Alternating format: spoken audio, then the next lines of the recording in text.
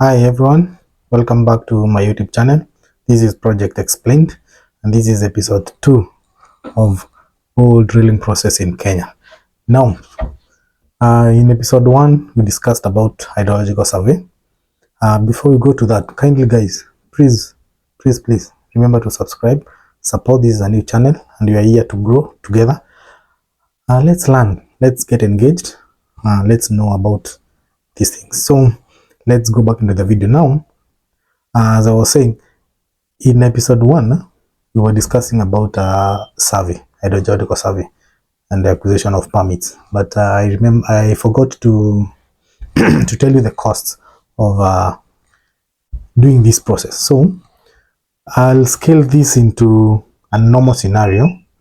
So for the actual survey itself, that is the hydrologists come to site and conduct the report itself, conduct the survey itself. This will cost you around 50,000, depending on distance or from where you're getting your hydrogeologist. Then there'll be now the application of the Water Resource Authority authorization to drill. You'll pay 20,000 to Water Resource Authority. Then you need to facilitate your hydrogeologist with at least 15,000 for payments to RUA, taking the Warma guys to site for site verification, and making sure he follows up on your application. So this should set you back to 50 plus 35, that's around 85,000.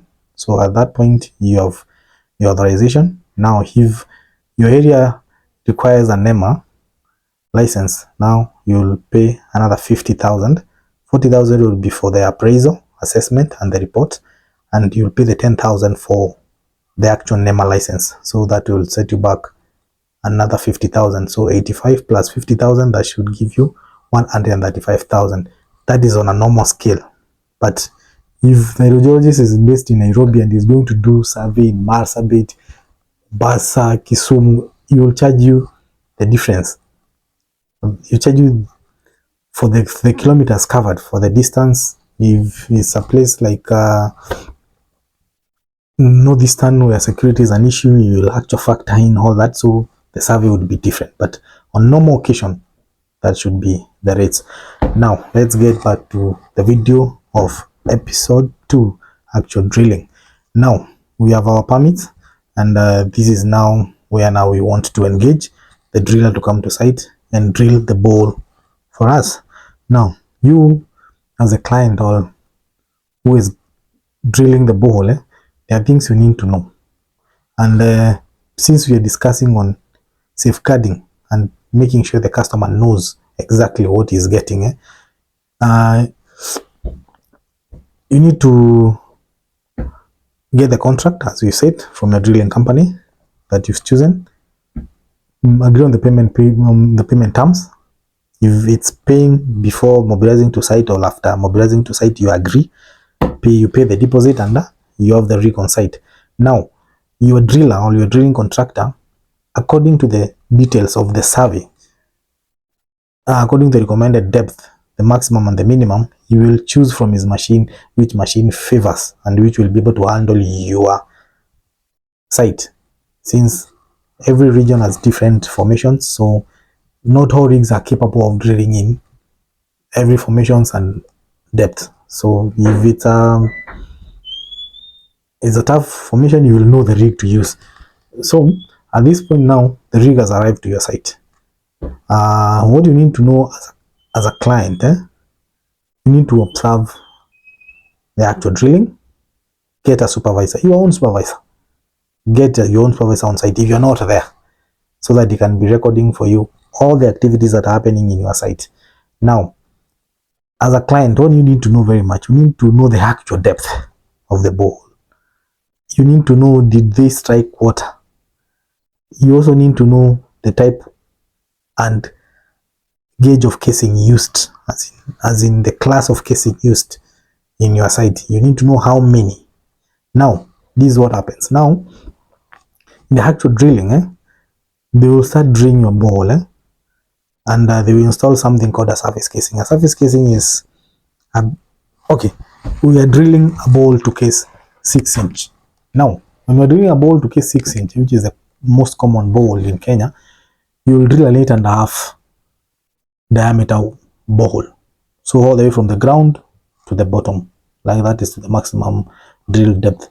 Now, since you are drilling an 8.5, but you need a bigger casing on top here to safeguard or to make sure the loose parts around 0 to around 2-3 meters do not cave in, you install something called a surface casing. You will see it. I'll post a photo there up there. So this surface casing is meant for protecting this ground that is loose to cave in into a bowl. Now they'll now, after they've installed that, they will now insert the hammer with an 8.5 bit. Then they will drill all the way to your maximum drill depth. Let's say 200 meters. They will drill up to 200 meters.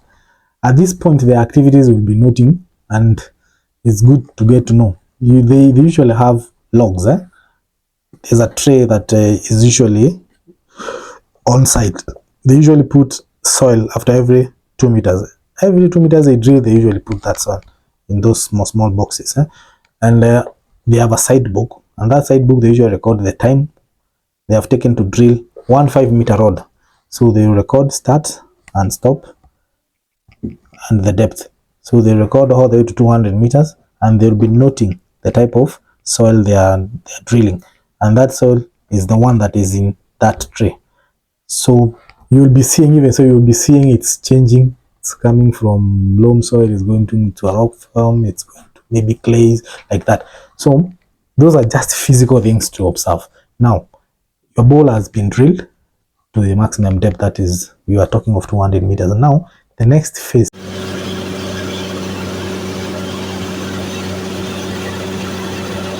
of drilling is casing installation. Now, there are two types of casings. There is PVC casing and there is steel casings. Now, when it comes to PVC casings, and note they usually come in lengths of 3 meters. So these PVC casings, your site is the one that will determine if your site is capable of being installed these PVC casings. But geologically, we know in Kenya places that they can and with which they can't. So your driller will advise you, and even from the logs and from the samples coming from your borehole, they'll be able to tell you it is possible, because it's even limited on depth.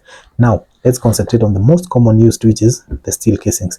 Now, these steel casings usually come in 6-meter lengths, and they usually a class. The one that is mostly recommended for boreholes in Kenya is class B, which is usually 4 millimeters. It's written, so you can even check. Now, and these casings, the steel ones, they usually come in 2 types.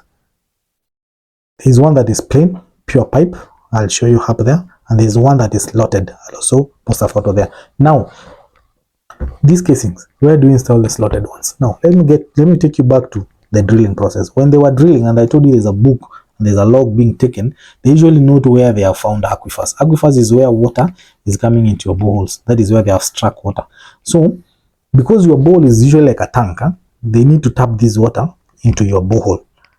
Now, they will install the screens or the slotted casings where you have the aquifers. You need to note that, but the driller has the logs and he knows specifically where to locate them. Now, casing have been installed. I'll show you a process of installing casing there. And you need to note that these steel casings are usually welded together. They're usually welded together. So you insert one casing, you weld the other one, like that. I'll show you a process up there. Now, once your casing are now fully installed, there's something called gravel pack. Gravel packing. Now, let me set you back again. Now, when you drilled, we drilled an 8.5 diameter borehole. We installed 6-inch casing. Now we have an annular space of around 2.5 millimeters, 2.5 inches around. Now that is called the annular space. This annular space is where now we will insert our gravel pack. And what is the purpose of gravel pack? This is a filter component, such that it is used to sieve silt coming from your aquifers into your bowl, so that water gets into a bowl when it's clean. Now, there's how we calculate them. That annular space is a V, the amount needed in terms of tonnage. Now, mostly these bags usually come in 50 kg or 75 kgs. If you're interested, you can measure on site. So each bag they insert, you just count, and you'll know they have installed maybe 50 bags, 100 bags. You multiply by the weight per bag, and you'll get the tonnage, and that's what they'll bill you. Now, for you to know how many meters your bore has been drilled, there are two ways of getting it. The physical aspects.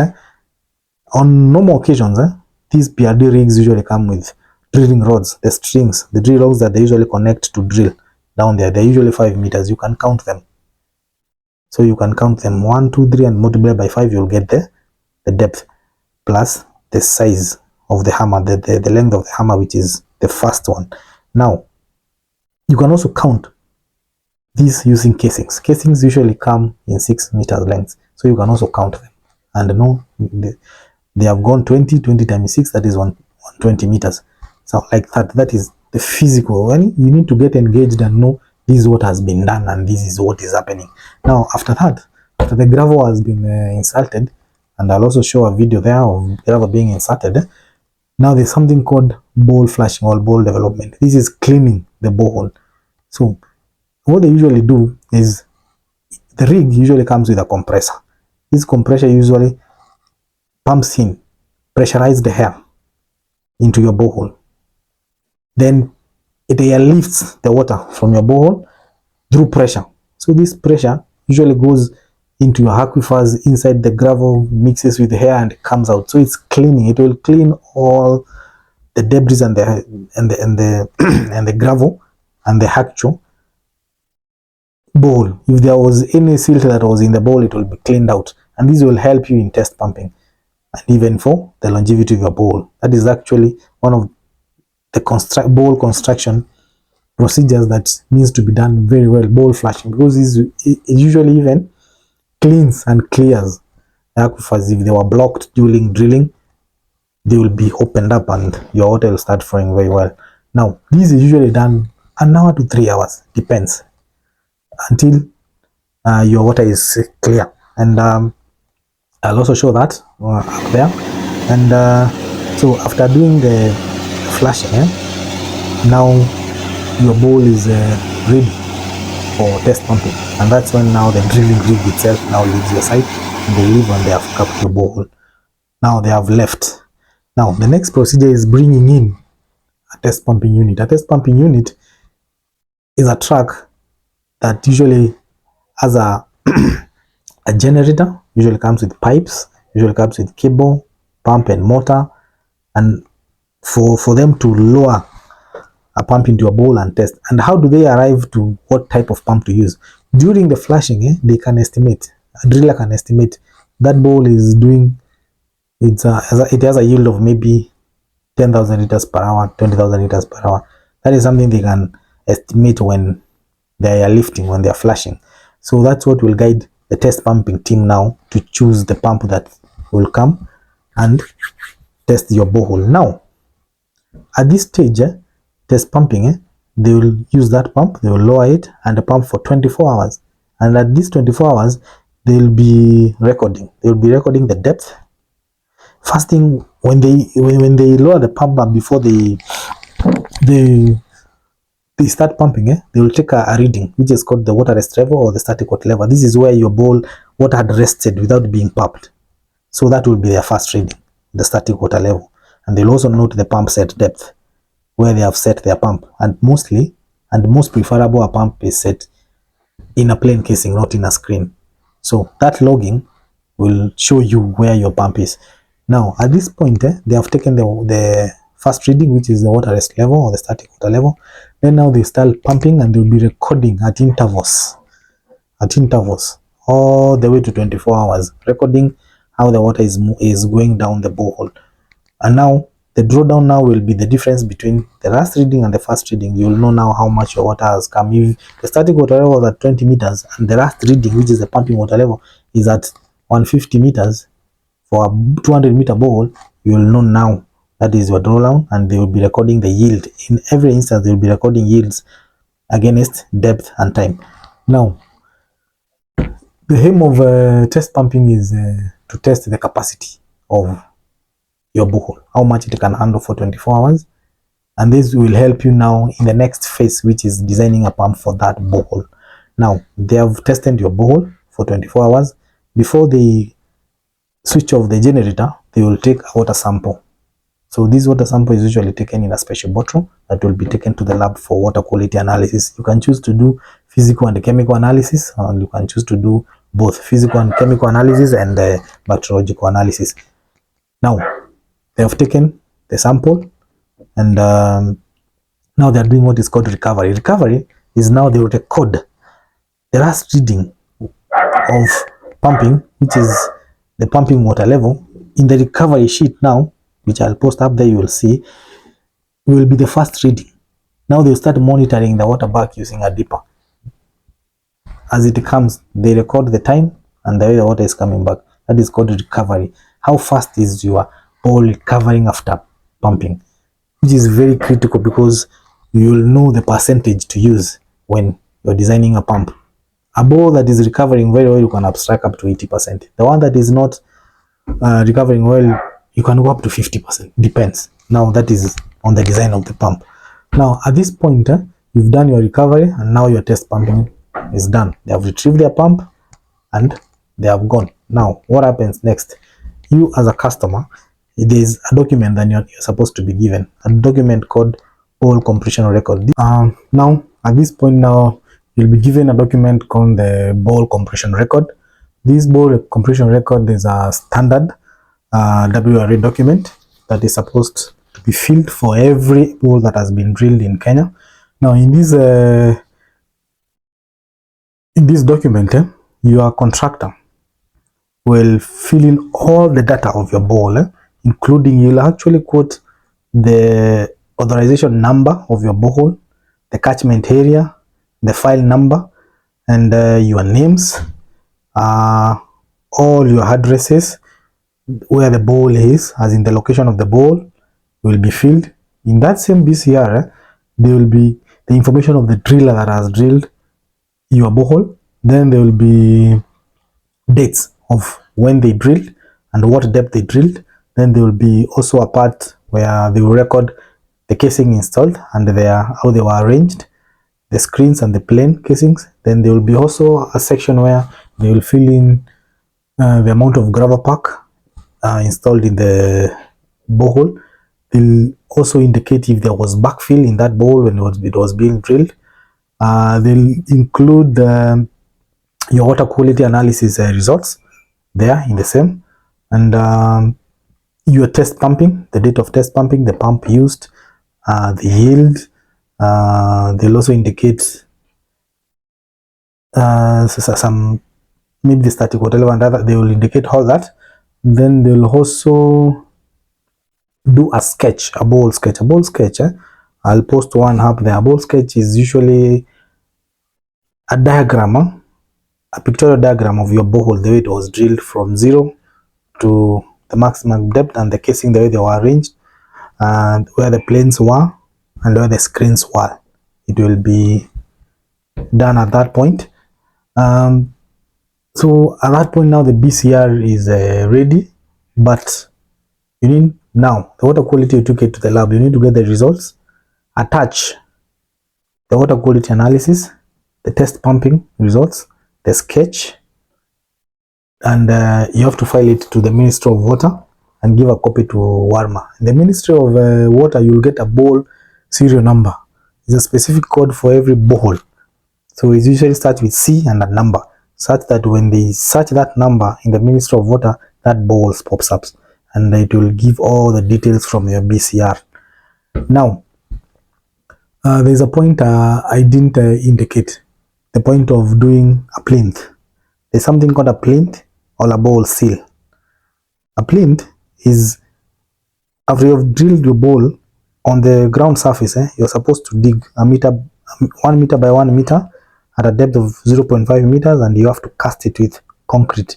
That's a concrete seal, and that's a plinth. Now, at this point, you have your BCR, you have your test pumping, You have your water quality analysis. Now your borehole is done. The drilling phase is now done. You have a borehole. It is registered in the ministry, and now you will go to the next phase, which we'll do another video about it. Now where we install the pump. Now we usually do drilling. I work for a drilling company in Kenya. So if you'd like to drill a borehole, you'd like to do, you'll get you covered from the survey all the way to drilling, the pump, and the water storage solutions. So my number is in the bio. Go there, check it out, write me an email or call me or drop a comment in the comment section. So guys, as I've always reminded you, this is a new channel and I want us to grow together. We will cover very many projects, all manner sorts of projects. Borehole has just been one of them because I feel I have the information. Having worked in the same company for almost 8 years, doing the same thing, boreholes and waterworks, I believe and I felt the urge of sharing, because we've received customers that have been conned, and they've been conned because lack of information. They didn't know the process, they didn't know what was to be done. But as at now, I think until to this point, if you've watched episode 1 and you watch now this episode, you will be able to know exactly what happens, because it's a well explained out procedure how it's actually done. Now everybody will ask yourself, how much does it cost to drill a borehole? Now some contractors will give you a quote rate per meter. Some will give you an itemized BOQ, like our company. We will give you an itemized BOQ, bits of quantity, indicating from the mobilization to the drilling to the casing, everything we itemize with rates. But depending on formation, every borehole varies, because if you're drilling in volcanic areas, it may be cheaper. If you're drilling in basement areas, it may be expensive. If you're drilling in some problematic areas like Meru North, it may be expensive. So every site is built according to its nature, according to the survey and according to the area, how the geological it is. But having said that, I'll give you a rate. Mostly they do range from, some contractors will charge you at a low of 5,500 up to 7,000 per meter, but it all depends on where the borehole is. So that is the range. That is the range. 5,500 to around 7,000. Others will go even to 8,000. Depends. If you're doing an 8-inch borehole, it will not be 7,000, 6,000. It will be more expensive because of the cost of drilling, the cost of the 8-inch casing. Now, the best thing and the best approach is to get an itemized BOQ with all rates, so that when you are done drilling, you do something called a final works measurement schedule. This schedule is like a certificate. Those who have done buildings or who have done contracts, there's something called a certificate. This is where you build the works done vis-a-vis the works, the works quoted vis-a-vis the works done, so that you have a certificate or a final works measurement. In this document, all that changes is the quantity of the meter drilled and the casings, because in the survey you are giving a minimum and a maximum. You may not reach the maximum, but you are quoted for maximum, so you charge for actual works done, and that's where the final works measurement schedule comes in an itemized BOQ. It's very critical to know that. Now at this point, I believe now the next episode will be covering on borehole pumps. We'll discuss on the borehole pumps. I'll also take you through a quotation of borehole drilling, so that you can get the itemized bills. You can see all of them, how they are built, and discuss more. But I would also welcome for questions. If anybody has a question, and if I've left out something, please, you can add it if you know about it. But I believe I've covered all, and that's about it for this episode. I said thank you again. Kindly, guys, please, let's support this channel. Let's grow together. Please don't watch and leave without subscribing. Please subscribe, so that we can get to monetization and you'll enjoy more, because you will be able to do more videos, you will be able to visit more projects. And don't worry, this is a sit down, and you have done it like an interview, but I will take you to site. You will see all those rigs, but in this video I've also got shots of videos for the actual whole drilling process, but I'll take you on site and you'll see a rig itself actually drilling, the feel of the site itself. I'll do a video for you. So thank you. Please subscribe, and please watch episode 1 about survey. Thank you. Bye.